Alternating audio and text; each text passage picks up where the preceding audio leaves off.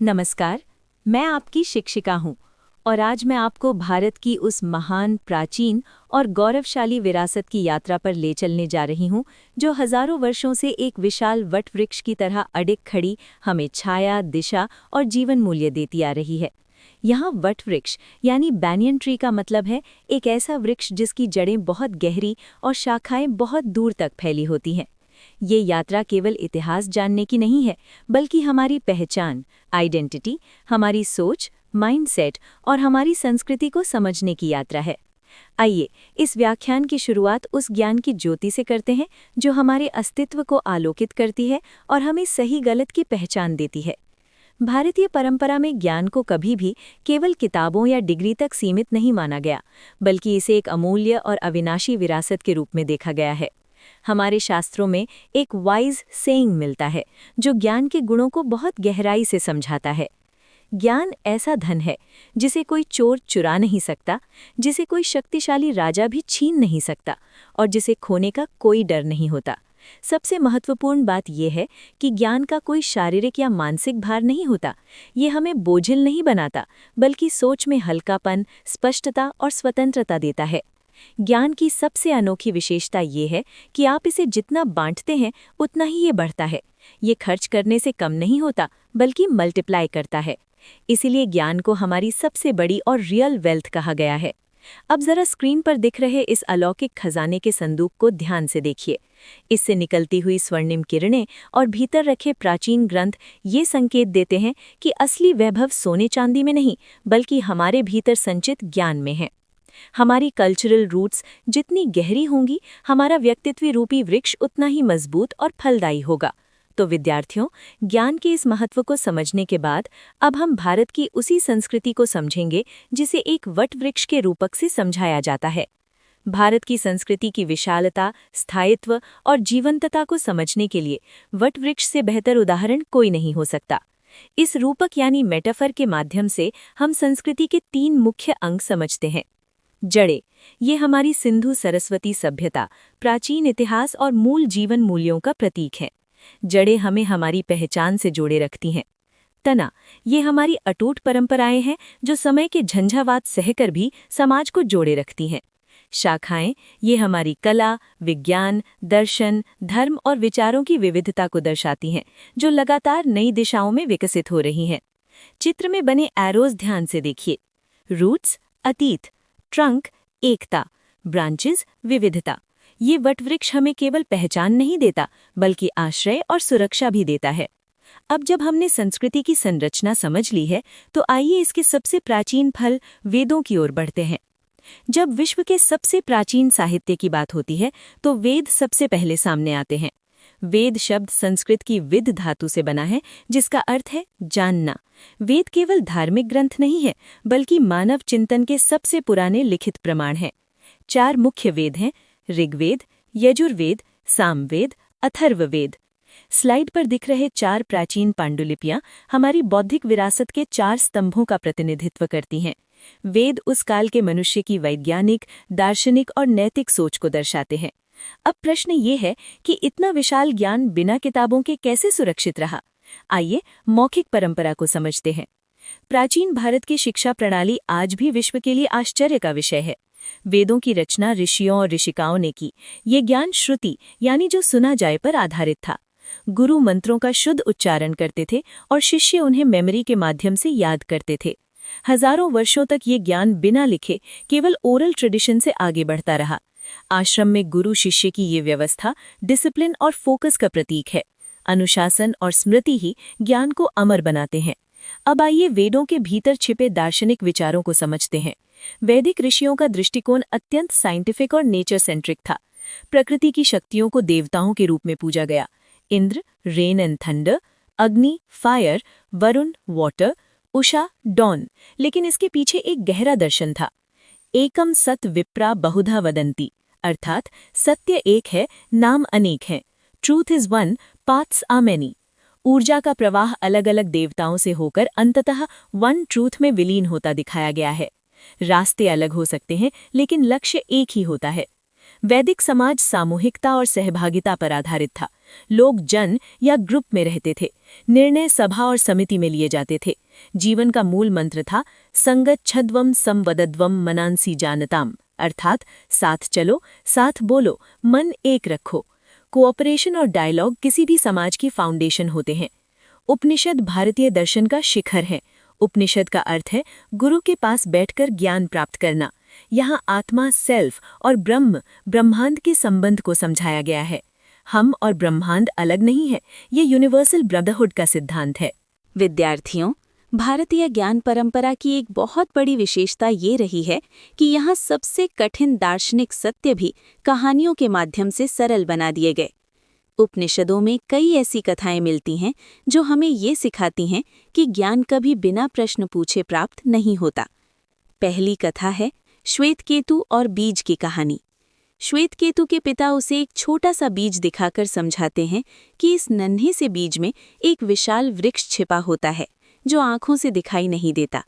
ठीक उसी तरह हर जीव के भीतर वो परम सत्य यानी अल्टीमेट ट्रूथ सूक्ष्म रूप में मौजूद होता है, जिसे केवल गहन सोच और जिज्ञासा से ही जाना जा सकता है। दूसरी कथा है नचिकेता और यमराज की। नचिकेता एक बालक होते हुए भी मृत्यु के देवता यमराज से कठिन प्रश्न पूछता है। मृत्यु के बाद आत्मा का क्या होता है? उसकी जिज्ञासा इतनी गहरी होती है कि यमराज भी प्रसन्न होकर उसे आत्मा की अमरता का ज्ञान देते हैं। इन दोनों कथाओं से हमें ये स्पष्ट संदेश मिलता है कि जिज्ञासा, क्यूरियोसिटी, जानने की तीव्र इच्छा ही ज्ञान की पहली सीढ़ी है। बिना प्रश्न पूछे कोई भी व्यक्ति ज्ञानी नहीं बन सकता। जब जिज्ञासा ज्ञान का द्वार खोलती है तो ये प्रश्न भी उठता है, क्या ये ज्ञान केवल पुरुषों तक सीमित था? आइए इसका उत्तर ढूंढते हैं। अक्सर ये मान लिया जाता है कि प्राचीन भारत में शिक्षा केवल पुरुषों तक सीमित थी, लेकिन गार्गी का जीवन इस सोच को पूरी तरह गलत साबित करता है। गार्गी एक महान विदुषी और ब्रह्मवादिनी यानी ब्रह्म ज्ञान में निपुण महिला थी। राजा जनक के दरबार में जहाँ देश के सबसे बड़े विद्वान एकत्र होते थे, वहाँ गार्गी ने महर्षि याज्ञवल्क्य के साथ शास्त्रार्थ, डिबेट यानी तर्कपूर्ण वैचारिक चर्चा किया। ये कोई साधारण बहस नहीं थी, बल्कि आत्मा, ब्रह्म और ब्रह्मांड की प्रकृति जैसे गहरे विषयों पर आधारित संवाद था। गार्गी के प्रश्न इतने सटीक और तार्किक थे कि पूरी सभा स्तब्ध रह गई। गार्गी का जीवन ये सिद्ध करता है कि शिक्षा लैंगिक भेदभाव से मुक्त थी।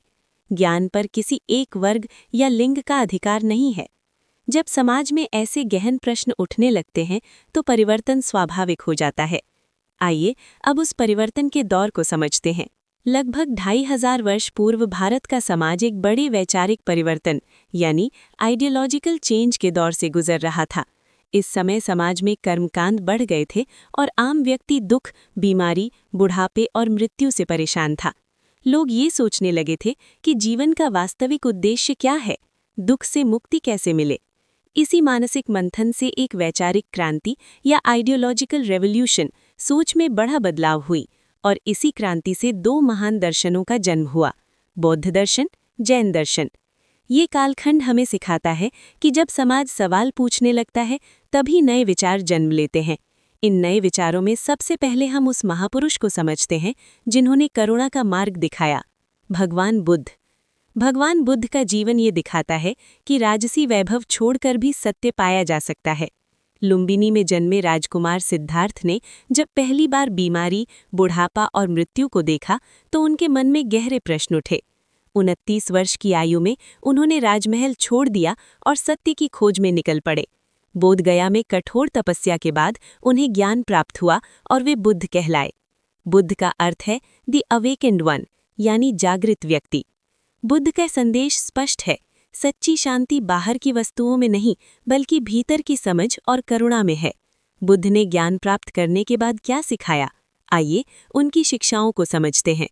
बुद्ध की शिक्षाएं अत्यंत सरल, व्यावहारिक और मानव केंद्रित थीं। बुद्ध ने 3 मुख्य बातें सिखाईं। अहिंसा, नॉन वायलेंस, किसी भी जीव को मन, वचन या कर्म से कष्ट न देना।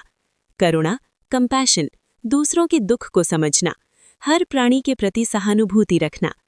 तृष्णा, दुख का कारण। बुद्ध ने कहा कि अत्यधिक इच्छा और लालच ही दुखों की जड़ है। यदि तृष्णा पर नियंत्रण हो जाए तो दुख स्वतः समाप्त होने लगता है। करुणा के मार्ग के बाद अब हम अनुशासन और आत्मसंयम के मार्ग को समझते हैं। जैन दर्शन का केंद्र बिंदु है स्वयं पर विजय या सेल्फ कंट्रोल। राजकुमार वर्धमान ने 30 वर्ष की आयु में सब कुछ त्याग दिया। 12 वर्षों की कठोर तपस्या के बाद उन्होंने अपने भीतर के क्रोध, अहंकार और इच्छाओं पर विजय पाई। इसीलिए उन्हें कहा गया जिन या सेल्फ कॉन्करर, जिसने स्वयं को जीत लिया हो। सच्ची जीत बाहरी युद्धों में नहीं बल्कि मन पर नियंत्रण में है। जैन धर्म 3 मजबूत स्तंभों पर टिका है। पहला, अहिंसा, किसी भी जीव को किसी भी स्तर पर कष्ट न देना। दूसरा, अनेकांतवाद यानी मल्टीपल पर्सपेक्टिव्स, सत्य के अनेक पक्ष, सत्य को केवल एक ही दृष्टिकोण से नहीं देखना चाहिए। तीसरा और अंतिम है अपरिग्रह या नॉन पोजेशन, आवश्यकता से अधिक संग्रह न करना, कम इच्छाएं, शांत जीवन। इन सिद्धांतों से जीवन संतुलित और शांत बनता है। जातक कथाएं बुद्ध के पूर्व जन्मों की कहानियां हैं। वानर राज की कथा हमें ये सिखाती है कि एक सच्चा नेता वही है जो दूसरों की रक्षा के लिए स्वयं का त्याग कर दे। True leadership equals self sacrifice, स्वार्थहीन त्याग। जनजातीय समाज प्रकृति के साथ संतुलन बनाकर जीना सिखाता है। वे पेड़, नदी और पहाड़ को संसाधन नहीं बल्कि रक्षक मानते हैं। Nature plus human equals balance, यही भविष्य का रास्ता है। भारत की शक्ति किसी एक विचार में नहीं बल्कि विविध विचारों के संगम में है। यूनिटी इन डाइवर्सिटी यानी विविधता में एकता, यही भारत की वास्तविक शक्ति है। वेदों का प्राचीन ज्ञान, उपनिषदों का वो महान उद्घोष अहम ब्रह्मस्मि, मैं ही ब्रह्म हूँ, बुद्ध और महावीर के करुणा व अनुशासन का मार्ग और जनजातीय समाज का प्रकृति के प्रति निस्वार्थ प्रेम, ये सब मिलकर ही भारत का वो विशाल सांस्कृतिक वट वृक्ष बनाते हैं जिसकी छाया में हम आज खड़े हैं। अंत में इस वट वृक्ष को पुनः देखिए। इसकी शाखाओं से लटके ये 4 प्रतीक, ओम यानी वैदिक व उपनिषद ज्ञान, धर्मचक्र यानी बौद्ध दर्शन, अहिंसा हाथ यानी जैन अनुशासन और पत्ता यानी जनजातीय या प्रकृति प्रेम, हमें ये बताते हैं कि ये सभी भिन्न होते हुए भी एक ही जड़ से ऊर्जा प्राप्त कर रहे हैं। इस सुंदर निष्कर्ष के बाद अब समय है कि आप स्वयं से कुछ प्रश्न पूछें और इस ज्ञान को अपने जीवन में उतारें। सच्ची शिक्षा वही है जो हमें सोचने और प्रश्न पूछने के लिए प्रेरित करे। मैं चाहती हूँ कि आप इन विषयों पर गहराई से मनन करें। 1. कल्पना कीजिए यदि आप नचिकेता के स्थान पर होते तो यमराज से कौन सा एक प्रश्न पूछते। 2. सत्य एक है, विद्वान उसे अलग नाम देते हैं। क्या आप अपने आसपास इसके कुछ उदाहरण देख सकते हैं। 3. बुद्ध के उस कथन पर विचार करें कि नदी के पानी से पाप नहीं धुलते। आपके अनुसार आचरण की शुद्धि क्या है। 4. अपने बुजुर्गों से पूछें कि क्या आपके क्षेत्र की कोई ऐसी लोक कथा है जो हमें प्रकृति की रक्षा करना सिखाती है। अगर ये लेक्चर आपको उपयोगी लगा हो तो लाइक करें, शेयर करें और चैनल को सब्सक्राइब जरूर करें। ज्ञान की इस यात्रा को आगे बढ़ाते रहें। धन्यवाद।